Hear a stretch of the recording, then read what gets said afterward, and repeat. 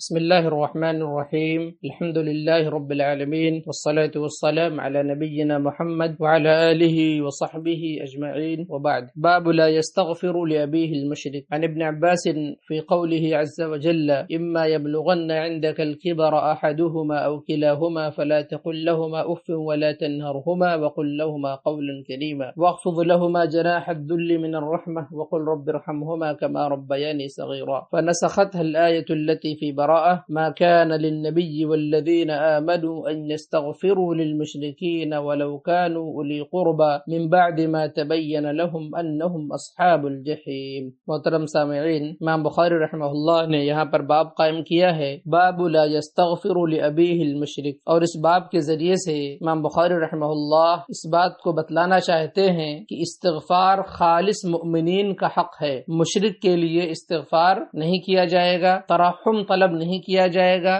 گرچہ وہ آپ کے والدین ہوں، چاہے وہ باحیات ہوں یا وفات پا چکے ہوں، ان کے لیے استغفار کرنا جائز نہیں ہے، کیونکہ اللہ رب العالمین کا اٹل قانون ہے کہ اگر بندے کی وفات شرک کی حالت پر ہوتی ہے تو اللہ تعالیٰ ایسے بندے کو کبھی بھی معاف نہیں کرے گا۔ ان اللہ لا یغفر ان یشرک بہ ویغفر ما دون ذلک لمن یشاء۔ مشرک ہمیشہ کے لیے جہنم کے اندر رہے گا۔ ہاں، شرک کے علاوہ جو دیگر گناہ ہیں وہ اللہ رب العالمین کے مشیت کے تلے ہیں، اللہ تعالیٰ چاہے گا تو بندے کو معاف کرے گا، اور اللہ تعالیٰ چاہے گا تو سزا دے کر بندے کو جنت کے اندر داخل کرے گا۔ لیکن مشرک والدین کے لیے ان کی زندگی میں ہدایت کی دعا کی جا سکتی ہے، جیسا کہ صحابہ کرام رضوان اللہ علیہم اجمعین سے منقول ہے، اور مشہور صحابی رسول ابو ہریرہ رضی اللہ تعالی عنہ کے بارے میں آتا ہے، وہ اپنی ماں کے ساتھ بہت زیادہ حسن سلوک کرنے والے تھے۔ ان کی ماں اسلام نہیں لائی تھی، کافی پریشان رہتے تھے اور ان کے لیے دعا کرتے تھے، اور انہوں نے اللہ کے نبی صلی اللہ علیہ وسلم سے دعا کی درخواست کی تھی کہ میری ماں کی ہدایت کے لیے آپ دعا فرمائیں۔ اس وقت آپ صلی اللہ علیہ وسلم نے ان کی ماں کی ہدایت کے لیے دعا کی اور بعد میں اسلام لے آئیں۔ عن ابن عباس فی قولہ عز وجل، امام بخاری رحمہ اللہ نے یہاں پر عبداللہ بن عباس رضی اللہ عنہ کا اثر ذکر کیا ہے۔ وہ اللہ رب العالمین کے اس فرمان کے بارے میں فرماتے ہیں، اللہ کا فرمان ہے: اما یبلغن عندک الکبر احدہما او کلاہما فلا تقل لہما اف۔ اگر والدین میں سے کوئی ایک یا دونوں بوڑھے ہو جائیں تو اللہ تعالیٰ فرماتا ہے کہ انہیں اف بھی نہ کہنا۔ اللہ تعالیٰ نے اف کہنے کی اجازت ہمیں آپ کو نہیں دی ہے۔ امام مجاہد رحمہ اللہ فرماتے ہیں کہ اگر والدین بڑھاپے میں کمزوری اور بیماری کے باعث پیشاب و پیخانہ میں محتاج ہوں تو بچوں کو چاہیے کہ ان کی مدد کریں، اور اگر اسے صاف کرنا پڑے تو بھی کراہت کا اظہار نہ کریں، بلکہ بچوں کو چاہیے کہ وہ اپنے بچپن کے ایام یاد کریں کہ کس طرح سے والدین نے جب وہ چھوٹے تھے کس طرح سے والدین نے ان کے پیشاب و پیخانہ کو صاف کیا تھا۔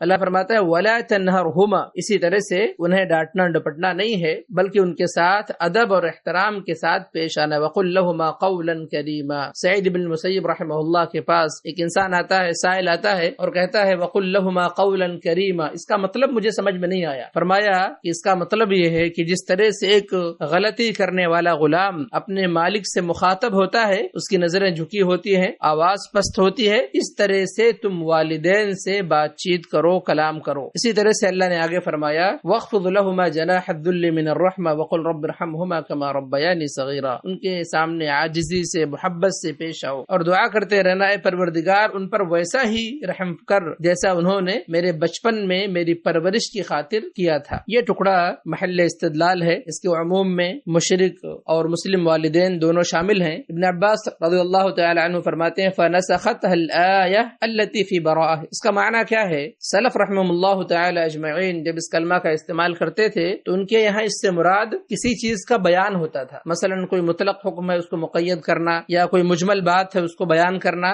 لیکن متأخرین کے نزدیک اس کا معنی حکم کو منسوخ کرنا ہے۔ فَنَسَخَتْهَا الْآيَةُ الَّتِي فِي بَرَاءَةٍ، اس کا مفہوم، اس کا مطلب یہ ہے سورہ براءہ کی آیت نے سورہ اسراء کی آیت کو مقید کر دیا، اور وہ یہ ہے، معنی ہوگا رب ارحمہما کما ربیانی صغیرا، کہ صرف مسلمان والدین ہی کے لیے استغفار کیا جا سکتا ہے۔ اور سورہ براءہ کی جو آیت یہاں پر مصنف رحمہ اللہ نے ذکر فرمائی ہے ما کان للنبی والذین آمنوا ان یستغفروا للمشرکین، کہ نہ ہی پیغمبر کے لیے درست ہے نہ ہی دوسرے مسلمانوں کے لیے جائز ہے کہ وہ مشرکین کے لیے مغفرت کی دعا کریں، گرچہ وہ قریبی لوگ ہوں، گرچہ وہ رشتہ دار ہوں، بعد اس کے کہ یہ چیز ظاہر ہو چکی ہے کہ وہ دوزخ میں جانے والے ہیں۔ صحیح بخاری میں اس آیت کے تعلق سے تفصیل موجود ہے ہے کہ یہ آیت نبی صلی اللہ علیہ وسلم کے بارے میں نازل ہوئی کہ جب ابو طالب کا آخری وقت آیا تو اللہ کے نبی صلی اللہ علیہ وسلم ان کے پاس گئے، قریش کے دیگر لوگ بھی وہاں موجود تھے، اور آپ صلی اللہ علیہ وسلم نے بار بار کہا کہ اے چچا جان ایک بار